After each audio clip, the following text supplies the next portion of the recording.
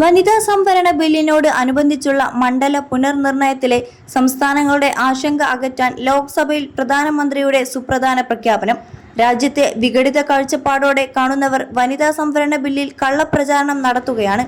ലോക്സഭയിൽ സംസ്ഥാനങ്ങളുടെ അനുവാദം ഇതേ രീതിയിൽ തുടരും എന്നും നരേന്ദ്രമോദി ഉറപ്പു നൽകി. വനിതാ സംവരണ ബില്ല് ഈ കാലത്തിന്റെ അനിവാര്യതയാണ്.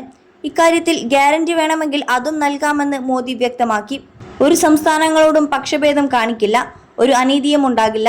വടക്കേ ഇന്ത്യയായും തെക്കേ ഇന്ത്യയായും രാജ്യത്തെ വിഘടിച്ച് കാണുന്നത് അനുവദിക്കാനാകില്ല. അത് ഉറപ്പു നൽകുന്നുവെന്നും പ്രധാനമന്ത്രി ലോക്സഭയിൽ വ്യക്തമാക്കി.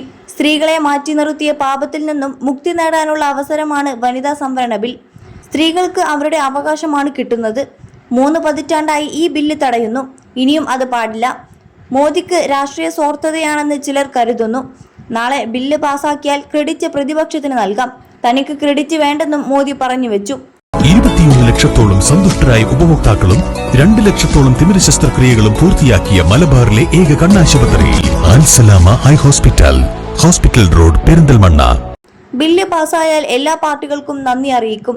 ബില്ലിന്റെ ക്രെഡിറ്റ് എല്ലാവർക്കും നൽകുമെന്നും പ്രധാനമന്ത്രി വ്യക്തമാക്കി. വനിതാ ബിൽ ജനാധിപത്യത്തോടുള്ള രാജ്യത്തിന്റെ പ്രതിബദ്ധതയാണ്.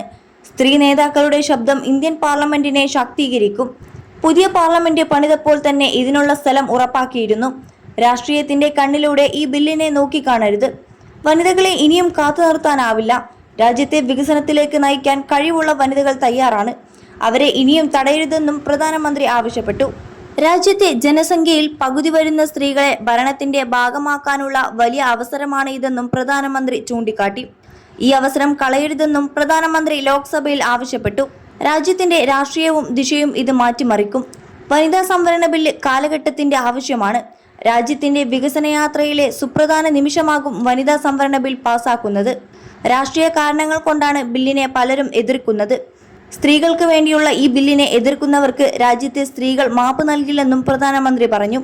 വനിതാ ബില്ലിനെ എതിർത്തവരെ രാജ്യത്തെ സ്ത്രീകൾ മാപ്പ് നൽകിയിട്ടില്ലെന്നും മോദി ചൂണ്ടിക്കാട്ടി. നമ്മൾ ഒരുമിച്ച് നിന്നാൽ അതിലൂടെ ഇതിഹാസം രചിക്കാമെന്നും എംപിമാരോട് പ്രധാനമന്ത്രി വ്യക്തമാക്കി. ഇത് ഒരു പാർട്ടിയുടെ മാത്രം രാഷ്ട്രീയ ലാഭത്തിന് ഇടയാക്കില്ല.